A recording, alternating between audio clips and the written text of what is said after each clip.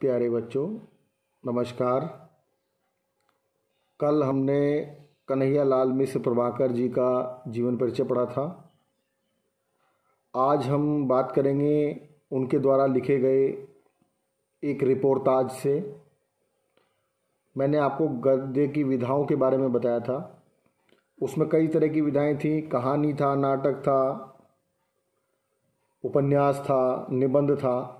उनमें से एक विधा आपको बताई थी रिपोर्टाज। रिपोर्टाज गद्य की वह विधा है जिसमें हम किसी घटना विशेष की रिपोर्टिंग करते हैं, यानी कि जैसा हमने उस घटना को देखा ऐसा का ऐसा ही हम अपने पाठकों के समक्ष उसे रखते हैं। तो उस विद्या को हम क्या कहते हैं? रिपोर्टाज कहते हैं। तो एक रिपोर्टाज आपके कोर्स में भी दिया हुआ है, उसका नाम है रॉबर्ट नर्सिंग होम में। रॉबर्ट नर्सिंग होम में लेखक ने क्या किया है? मानवीय दृष्टिकोण एवं सेवा भाव की महत्ता को प्रदर्शित किया है। सेवा भाव में आयु, जाति, धर्म एवं संकीर्ण राष्ट्रीयता का कोई स्थान नहीं होता।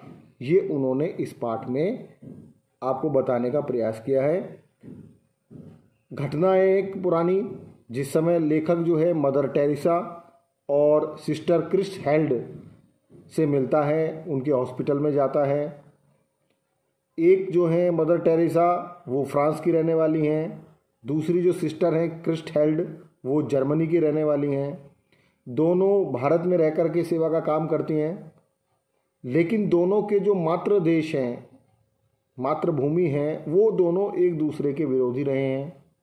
घटना 1951 की है। 1945 में आप जानते हैं द्वितीय विश्व युद्ध हुआ था।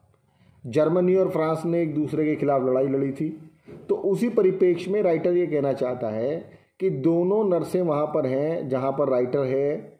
दोनों से वो वार्ता करता है, दोनों से बातचीत करने का प्रयास करता है, दोनों को समझाने का प्रयास करता है कि उन दोनों के जो मातृ कंट्री हैं उन दोनों में शत्रुता है। लेकिन आप देखेंगे कि किस खूबसूरती के साथ कन्हैयालाल मिश्र प्रभाकर जी ने अपनी बात को रखा है और यह समझाने का प्रयास किया है कि जो महान लोग होते हैं वो देश, जाति और धर्म की संकीर्णता से ऊपर उठ करके बात करते हैं।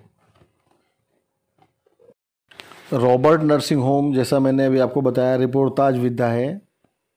तो हम जानते हैं इसके बारे में। लेखक क्या कहता है?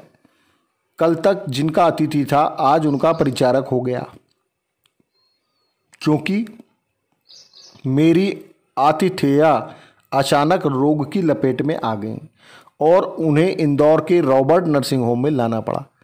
क्या मतलब है कि अतिथि जो हमारे कन्हैयालाल मिश्र प्रभाकर जी जिनके यहाँ जाकर के रुके हुए थे, वो इंदौर में उनके यहाँ गए हुए थे कहीं पर। तो जो जिनके यहाँ वो रुके हुए थे वो बीमार हो गई और बीमार होने के बाद कहाँ भर्ती हो गई? रॉबर्ट नर्सिंग होम में। अब यहाँ से वो अपनी रिपोर्टाज शुरू करते हैं। यह है सितंबर 1951। रोग का आघात पूरे वेग में, परिणाम कपकपाता और वातावरण चिंता से घिरा घिरा कि हम सब सुस्त। तभी मैंने चौंक कर देखा कि अपने विशिष्ट धवल वेश में आच्छादित एक नारी कमरे में आ गई है।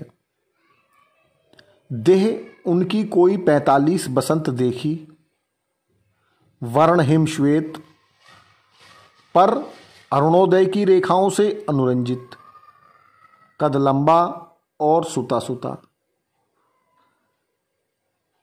यहाँ तक देखिए लेखक ने क्या दिया है परिचय। अस्पताल में जहाँ पर उनकी आतिथेयाँ भर्ती हैं वहाँ के वातावरण के बारे में बताया, और फिर उन्होंने बताया कि एक श्वेत धवल में एक नारी कमरे में आती हैं जिनकी उम्र कुछ 45 वर्ष की है और कद लंबा है। आगे क्या कहता है लेखक? वो जो आने वाली है महिला वो क्या कहती हैं? लंबा मुंह अच्छा नहीं लगता, बीमार के पास लंबा मुंह नहीं। आते ही उन्होंने कहा, भाषा सुधरी, उच्चारण साफ और स्वर आदेश का, पर आदेश न अधिनायक का न अधिकारी का, पूर्णतया माँ का, जिसका आरंभ होता है शिकंजे से और अंत गोद में। तो लेखक ने यहाँ पर पूरी तरह समझाने का प्रयास किया कि जो आने वाली हैं जो नर्स थी उन्होंने किस तरीके से आदेश दिया और कितने अच्छे तरीके से सुसंस्कृत तरीके से अपनी अपनी बात रखी। आगे लेखक क्या कहता है, हाँ वह माँ ही थी, मदर होम की अध्यक्ष मदर टेरेसा। तो मदर टेरेसा के बारे में कहता है लेखक कि ये जो अभी जो बात मैंने आपको बताई, जिन्होंने आकर के अधिनायक माँ की तरह आदेश दिया था, वो कौन थी, मदर टेरेसा।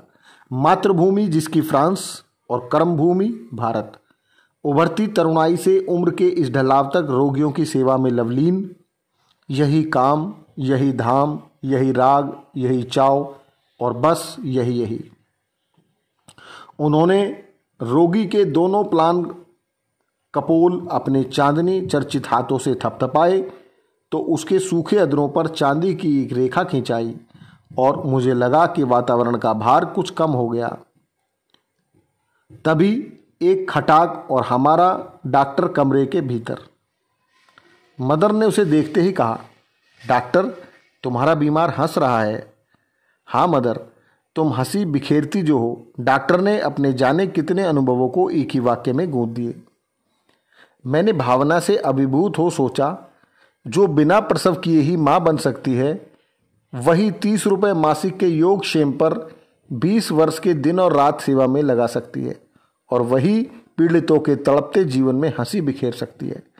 तो इन सब पंक्तियों में लेखक ने क्या समझाने का प्रयास किया है कि मदर टेरेसा ने किस प्रकार से, मदर टेरेसा की जो काम करने की शैली थी, लोगों से बातचीत करने की शैली थी, मरीजों से किस तरह वो अटेंड करती थी, ये सब उन्होंने अपने इस वार्तालाप में बताया है। आगे लेखक कहता है, तीसरे पहर का समय, थर्मामीटर हाथ में लिए यह आई मदर टेरेसा। उनके साथ एक नवयुवती उसी विशिष्ट धवल वेश में, गौर और आकर्षक, हाँ गौर और आकर्षक, पर उसके स्वरूप का चित्रण करने में ये दोनों ही शब्द असफल। यूँ कहकर उसके आसपास आ पाऊंगा कि शायद चांदनी को दूध में घोलकर ब्रह्मा ने उसका निर्माण किया हो। रूप और स्वरूप की एक देवी साची सी वह लड़की, उसका नाम क्रिस्टहेल्ड, और फ्रांस की पुत्री मदर टेरेसा और जर्मनी की दुहिता क्रिस्टहेल्ड, एक साथ, एक रूप, एक ध्येय, एक रस। तो यहाँ से लेखक जो है अपनी बात को घुमाने का प्रयास करेगा, जिसे मैं आपको कल बताऊंगा। तो यहाँ तक लेखक ने एक परिचय दिया। फिर से मैं आपके लिए एक बार समरी बता रहा हूँ। रॉबर्ट नर्सिंग होम में लेखक क्यों गया, क्योंकि जिनके यहाँ वो ठहरा हुआ था वो बीमार हो गई। वहाँ जाकर के उसकी मुलाकात किससे होती है, मदर टेरेसा से। वो मरीज को देखने के लिए आती हैं, डॉक्टर आते हैं, उससे बात करती हैं, जो मरीज के साथ लोग हैं उन्हें समझाने का प्रयास करती हैं, और साथ ही साथ जिस समय वो थर्मामीटर लेकर आती हैं तभी एक और सिस्टर क्रिस्टहेल्ड आती हैं। दोनों के देश अलग हैं, एक फ्रांस की रहने वाली हैं, एक जर्मनी की रहने वाली हैं। 2-4 साल पहले ही उन दोनों देशों के बीच युद्ध हुआ है। तो लेखक किस तरीके से दोनों को समझाएगा, क्या होगा, ये हम बात करेंगे कल।